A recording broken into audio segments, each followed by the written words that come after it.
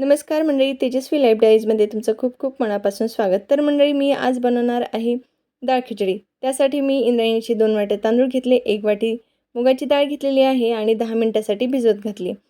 त्यानंतर मी कुकरमध्ये तेल टाकलं, मोहरी टाकली, जिरे मी जास्त प्रमाणात टाकते त्यामुळे टेस्ट छान येते आणि लसूणही जास्त प्रमाणात घालायचा. त्यानंतर चवीनुसार हिरव्या मिरच्या घेतल्या आणि थोडासा कढीपत्ता. त्यामध्ये मी कुठलेही मसाले घालणार नाही आहे. नंतर हळद टाकली आणि छानसा असा तांदूळही परतून घेतला. तांदूळ छानसा असा कडक झाल्यानंतर मी गरम पाणी घालून घेतलं. तुम्ही पाहू शकता गरम पाणी घातल्यामुळे आपली खिचडी लवकर शिजण्यास मदत होईल आणि चिकटही छान होईल. मऊसर पातळशी झाली त्यानंतर चवीनुसार मीठ घालून घेतलं आणि कुकरच्या मी 3 शिट्ट्या होऊ दिल्या. छानशी अशी शिट्ट्या झाल्यानंतर तुम्ही पाहू शकता किती छान आपली खिचडी झालेली आहे. एकदम मऊसर झालेली आहे.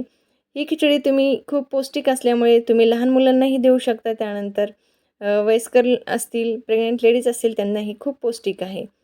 तर तुम्हाला हा व्हिडिओ आवडला असेल तर लाईक करा, शेअर करा, कमेंट करा आणि सबस्क्राईब करायला विसरू नका. चला भेटूया नेक्स्ट व्हिडिओमध्ये. तोपर्यंत बाय. नक्की